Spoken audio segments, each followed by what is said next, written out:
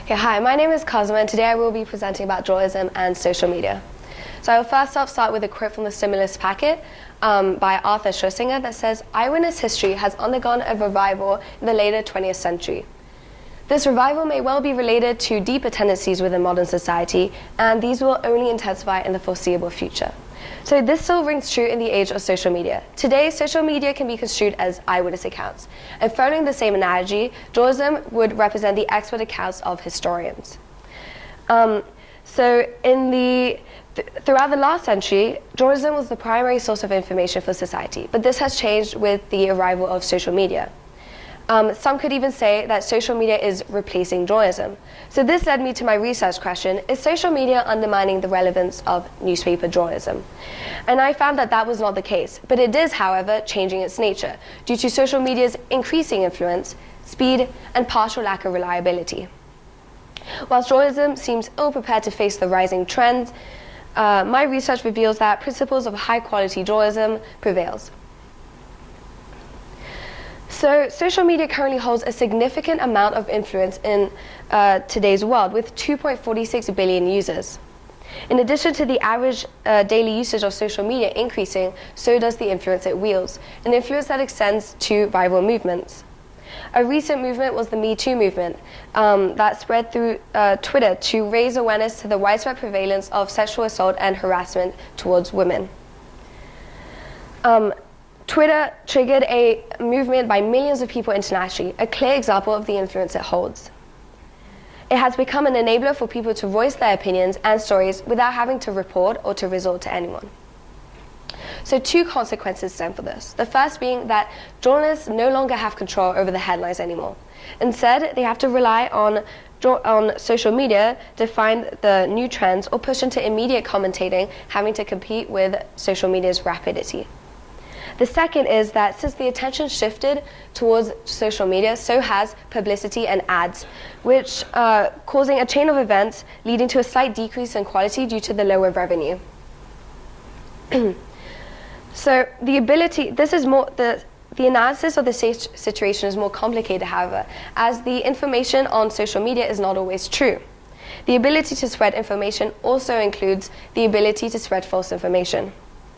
On social media platforms, there is no process people must go through in order, such as fact-checking, in order to post.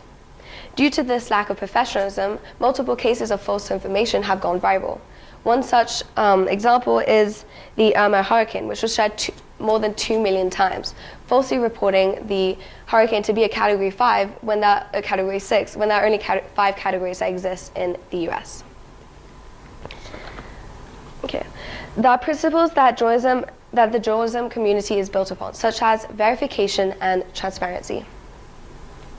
In the Society of Professional Journalists, an organization that dates back to 1909 that represents the American journalists, the journalists in America, a code of ethics exists. Included in the code of ethics are 4 main principles, 2 being to seek the truth and report it, and be accountable and transparent. Through this, the paramount importance of verification is established. Journalism follows a strict process in which, while the information is being gathered, the facts are constantly being verified. The process institutes a certain level of credibility towards the journalist and, by extension, the articles being published. This also serves as an assurance to the readers that the facts presented are true. This positions the press as the 4th pillar of democracy, with expectations of it being the counterweight to the government or big institutions of power. This has been demonstrated multiple times in the past, for example, in the Pentagon paper scandal. So this confirms that credibility stands as the very foundation of journalism. Due to the amount of fake news on social media, this has just reinforced the credibility of certain reputable newspapers. While the amount of time spent reading newspapers fell more than 25% globally, major US newspapers reported a sharp jump in digital subscriptions, demonstrating that journalism isn't dead and is still needed. Social media has become one of the primary places people go to for information. Such is the evolution of today's journalism that 2012 marked a turning point when the Huffington Post, an online newspaper, won the Pulitzer Prize.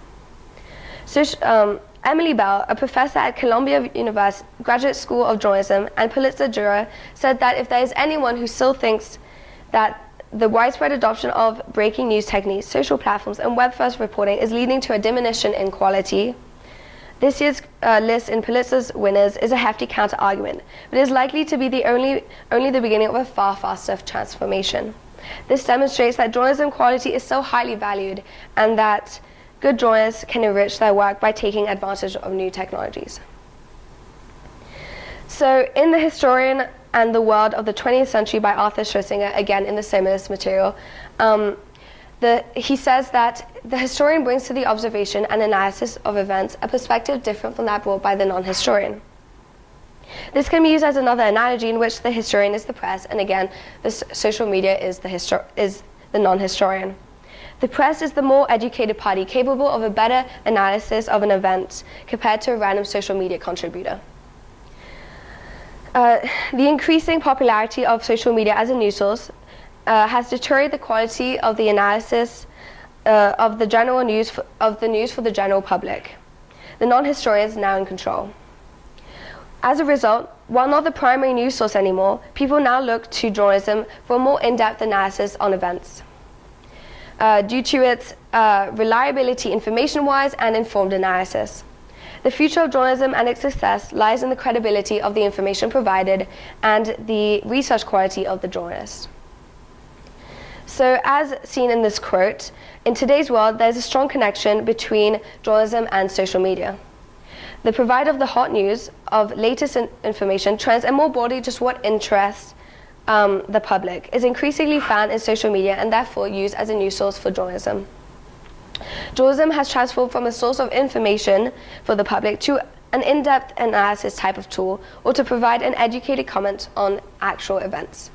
Thank you. And this is why.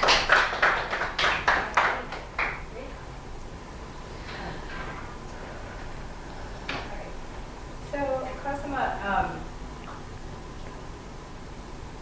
how valid and reliable are the sources, since you're looking at journalism and social media, how valid and reliable are the sources that you use for your research project? I went through the same process as my classmate mentioned earlier, which was the CRAP test that we were provided in class. In order to verify whether the sources were reliable, I looked into the person who published the whatever that I was looking at, whether that person was credible, whether they could form an informed analysis on whatever they were speaking about, and also the website and what I was looking at, whether that was something I could use in my paper or not. Okay, great.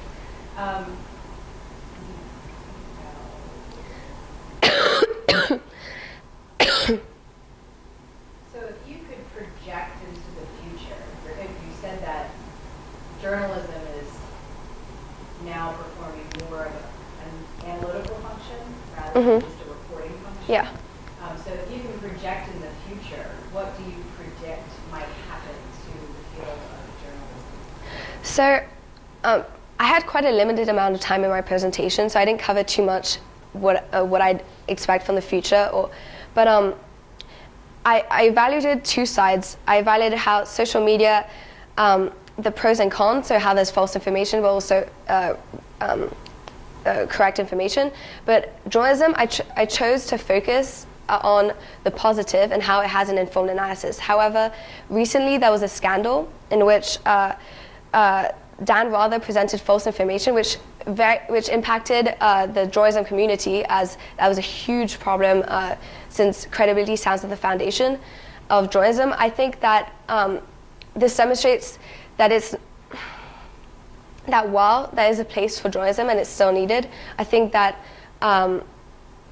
there's so many it's so unpredictable, and that we can't predict exactly how journalism will go.